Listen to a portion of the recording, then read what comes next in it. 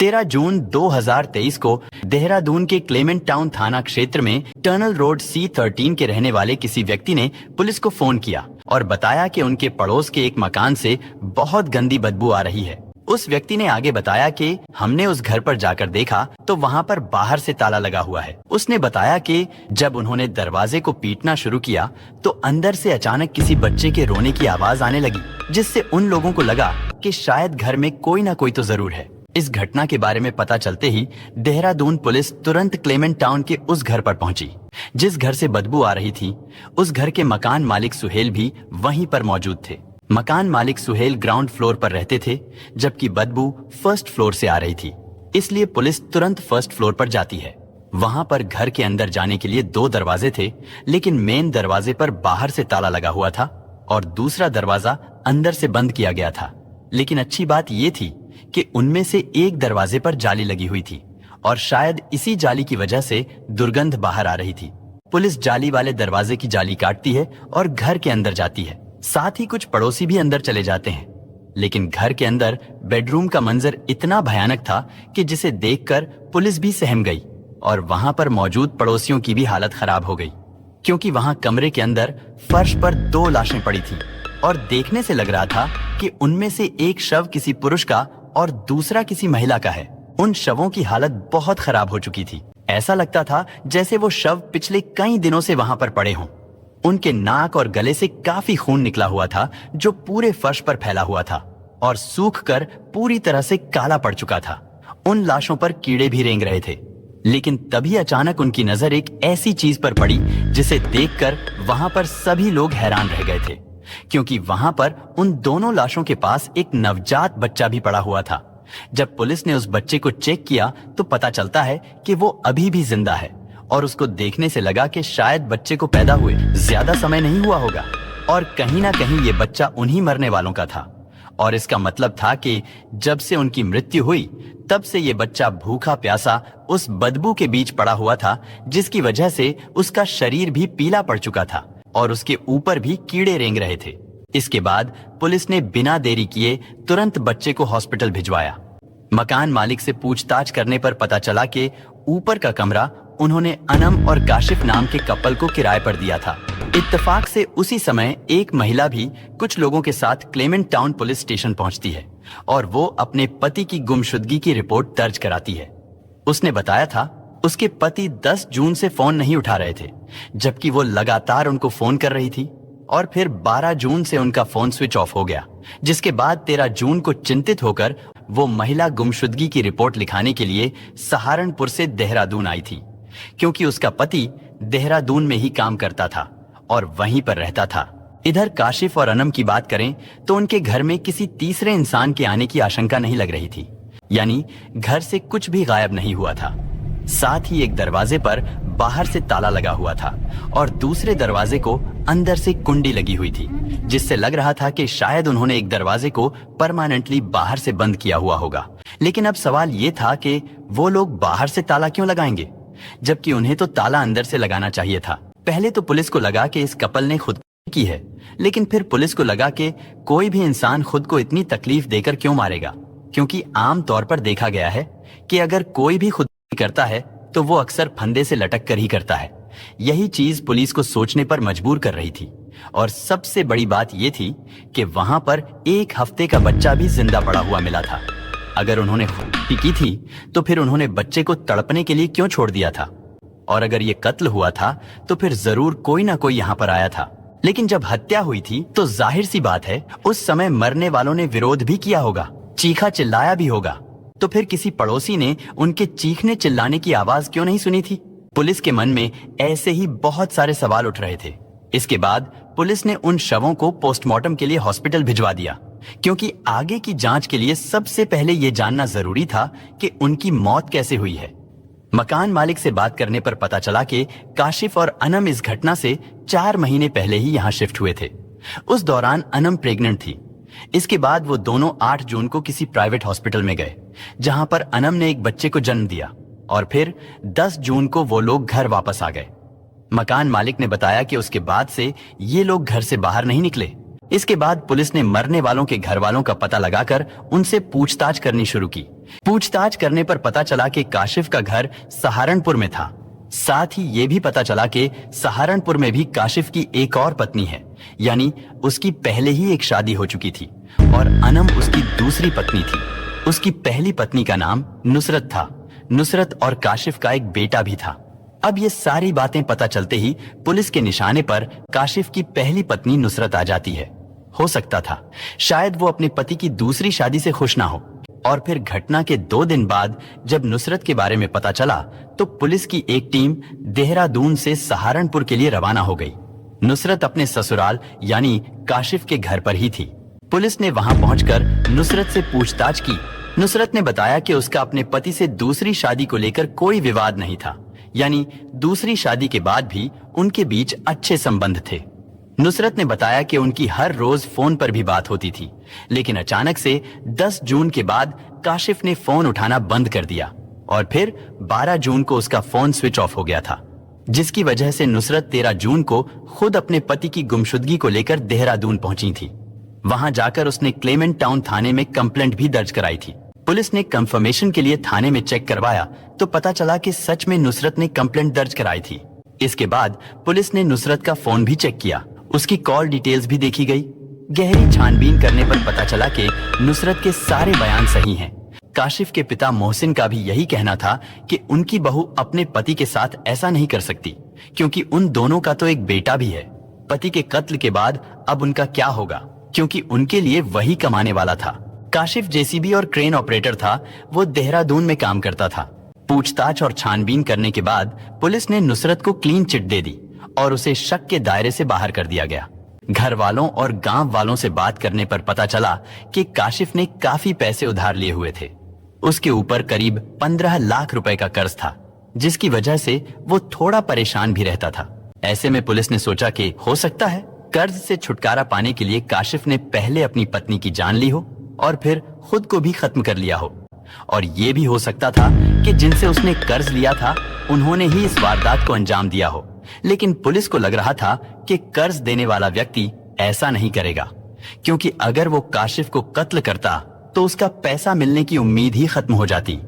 और जब पुलिस को सहारनपुर से भी कोई सुराग नहीं मिला तो पुलिस वापस देहरादून नाकाम लौट आई। इसके बाद पुलिस ने काशिफ और अनम के फोन की सीडीआर निकलवाई। उनकी कॉल डिटेल को भी चेक किया गया, लेकिन उससे भी कुछ पता नहीं चला। इसी दौरान खुशखबरी मिलती है कि मृतकों का बच्चा हॉस्पिटल में रिकवर कर गया है और अब वो खतरे से बाहर है। उस घर के आसपास जितने भी सीसीटीवी कैमरे लगे हुए थे, पुलिस उन सभी को खंगालना शुरू करती है। वैसे तो उस घर के आसपास कोई कैमरा नहीं लगा हुआ था, लेकिन एक कैमरा मेन रोड पर लगा हुआ था। पुलिस को जांच में इतना तो पता चल ही गया था कि ये कत्ल 10 जून से 13 जून के बीच में ही किए गए हैं। इसलिए अब पुलिस 10 जून से आगे की सारी फुटेज निकालती है और उन्हें चेक करती है। और फिर देखते ही देखते 13 जून की सुबह में एक हुंडई कार कैमरे में आती हुई दिखाई देती है। वो कार पहले तो काशिफ और अनम के घर की ओर आती हुई दिखी और फिर कुछ ही देर के बाद वापस भी चली गई। पुलिस ने क्लेमेंट टाउन के आसपास के लोगों से बात की और उनसे पूछा कि क्या 13 जून की सुबह में आपका कोई जानने वाला आया था जिसके पास हुंडई कार थी। लेकिन उस टाउन में रहने वाले सभी लोगों ने मना कर दिया कि उनके यहाँ कोई हुंडई कार में नहीं आया था। और इससे पुलिस समझ गई थी कि इन हत्याओं में उस कार का कोई ना कोई रोल जरूर है। इसलिए पुलिस वाले इस गाड़ी को एक बार फिर ध्यान से देखते हैं तो कैमरे में उस कार का नंबर भी साफ दिखाई दे रहा था। पुलिस इस नंबर के जरिए कार के मालिक के बारे में पता लगाती है तो पता चलता है कि कार के ऑनर का नाम अश्वद है। साथ ही पुलिस को उसका एड्रेस भी मिल जाता है। काशिफ के घर वालों ने बताया कि अश्वद तो काशिफ का दोस्त है। इसके बाद पुलिस अश्वद के पास पहुंचती है और उससे कार के बारे में पूछती है। उसने बताया कि 13 जून को उसकी कार शहबाज नाम के एक लड़के के पास थी। पुलिस ने काशिफ के दोस्त अश्वद से पूछा कि ये शहबाज कौन है। उसने बताया कि शहबाज अनम का बड़ा भाई है। पुलिस ये बात सुनकर हैरान रह गई कि भला अनम का भाई इस इलाके में इतनी रात को क्यों आया था। साथ ही पुलिस के लिए ये यकीन करना भी मुश्किल हो रहा था कि जिसकी वो लोग तलाश कर रहे हैं कहीं वो अनम का भाई शहबाज ही तो नहीं है। लेकिन अब सवाल था कि वो अपनी बहन और जीजा को कत्ल क्यों करेगा। इसी दौरान पुलिस को अनम के मोबाइल फोन में एक ऐसा वीडियो मिला जिसमें अनम कह रही थी कि उसका भाई उसे और उसके पति काशिफ को जान से मारने की धमकियां दे रहा है और वो उन्हें मारने का प्लान बना रहा है, इसलिए उन दोनों को अपनी जान का खतरा है। वीडियो देखने के बाद अब साफ हो गया था कि इस कांड में शहबाज का ही हाथ है। इसके बाद पुलिस शहबाज के मोबाइल की सीडीआर निकालती है। उससे पता चला कि 10 जून की रात को शहबाज ने अपना फोन स्विच ऑफ कर रखा था और फिर उसका फोन 11 जून की सुबह को ही ऑन हुआ था। वैसे तो ये कोई बड़ी बात नहीं थी, क्योंकि ऐसा तो अक्सर लोग करते हैं ताकि रात में उन्हें कोई डिस्टर्ब ना करे, लेकिन ऐसा करने वाले लोग हर रात को करते हैं। मगर शहबाज ने केवल 10 जून की रात को ही अपना फोन बंद किया था। ना तो उसने इससे पहले कभी ऐसा किया था और ना ही इसके बाद कभी ऐसा किया, और यही चीज शहबाज को शक के घेरे में ला रही थी। साथ ही ये भी पता चला कि 13 जून को उसकी लोकेशन क्लेमेंट टाउन में ही थी और 10 जून को भी फोन स्विच ऑफ होने से पहले वो अपनी बहन के किराए वाले घर पर ही था। लेकिन जब उसका फोन ऑन हुआ तो वो कहीं और था। इधर जब इस हत्या में शहबाज का नाम आया तो काशिफ के पिता ने क्लेमेंट टाउन जाकर शहबाज के खिलाफ रिपोर्ट दर्ज करा दी कि उनके बेटे और बहू की हत्या के पीछे शहबाज का ही हाथ है, क्योंकि अनम का मायका और ससुराल दोनों सहारनपुर में ही थे और उनका गांव भी एक ही था। तो इसलिए पुलिस फिर से सहारनपुर जाती है और शहबाज को अरेस्ट कर लेती है।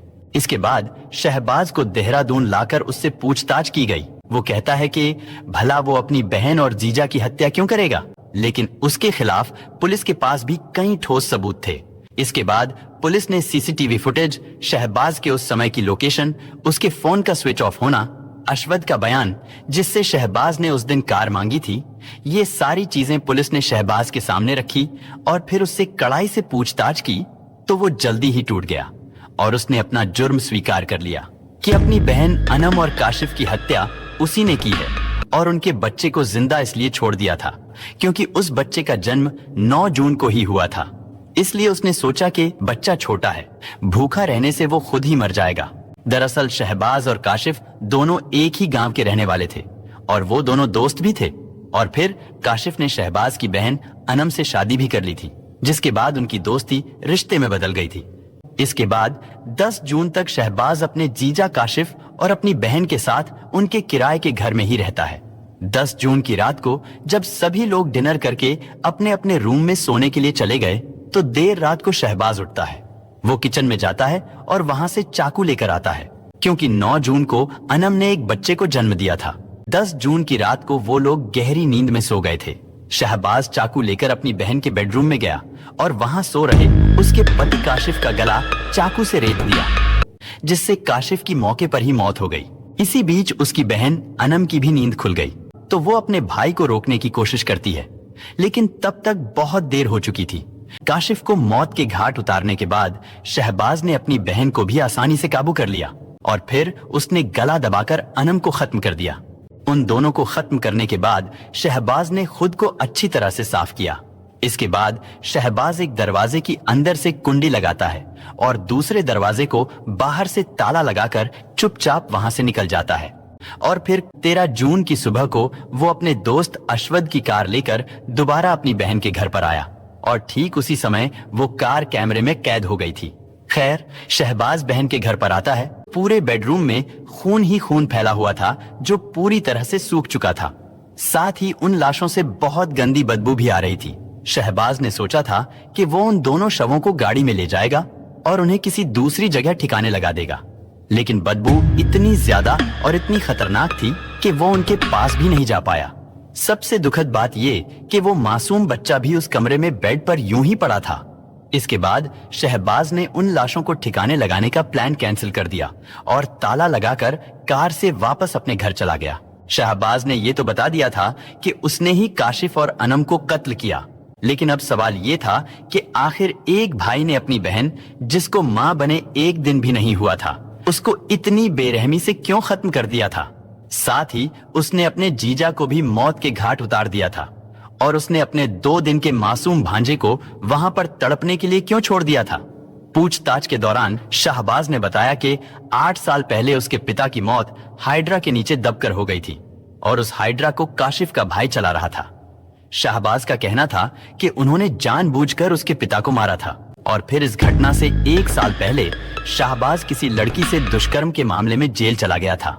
इसी बीच काशिफ और उसकी बहन अनम ने घर से भागकर शादी कर ली और जब वो जेल से बाहर आया तो गांव के सभी लोग उसका मजाक उड़ाने लगे। इन सब चीजों ने शहबाज के अंदर और भी ज्यादा गुस्सा भर दिया था। वो अपनी बेइज्जती का बदला लेना चाहता था, क्योंकि इन सब का जिम्मेदार वो काशिफ को ही मानता था। इसलिए पहले तो उसने अपनी बहन और काशिफ को धमकियां देनी शुरू की, जिस कारण अनम ने वो वीडियो बनाया था। फिर उसने बदला लेने के लिए काशिफ से नजदीकियां बढ़ानी शुरू कर दी थी। शहबाज अकेले होने के कारण उस दिन शवों को ठिकाने नहीं लगा सका था। उस दिन उसे लगा कि अगर किसी ने बच्चे के रोने की आवाज सुन ली तो मामला खुल जाएगा और वो पकड़ा जाएगा। लेकिन जब कई दिन बीतने के बाद भी वहां से कोई खबर नहीं आई तो वो 12 जून की रात अपने दोस्त की कार लेकर फिर से देहरादून में काशिफ के घर आया। उसने वहां से उन शवों को ले जाने की कोशिश की, लेकिन वो कामयाब नहीं हो पाया। इधर अनम और काशिफ का बच्चा जो कि हॉस्पिटल में था, वो अब पूरी तरह से स्वस्थ हो चुका था। और फिर 23 जून को चाइल्ड वेलफेयर कमेटी की देखरेख में बच्चा उसके दादा दादी यानी काशिफ के माँ बाप को सौंप दिया गया। इधर पुलिस ने शहबाज के दिए गए बयान और सबूतों के आधार पर चार्जशीट तैयार करके उसे कोर्ट में पेश कर दिया था। फिर वहां से उसे जेल भेज दिया गया। दोस्तों, इस घटना को सुनाने का उद्देश्य किसी का दिल दुखाना नहीं है, बल्कि आपको जागरूक करना है। दोस्तों, इस पूरी घटना के बारे में आपकी क्या राय है, कमेंट बॉक्स में जरूर बताएं। अगर आपने अब तक चैनल को सब्सक्राइब नहीं किया है तो हमारे चैनल को सब्सक्राइब कर लीजिए। धन्यवाद।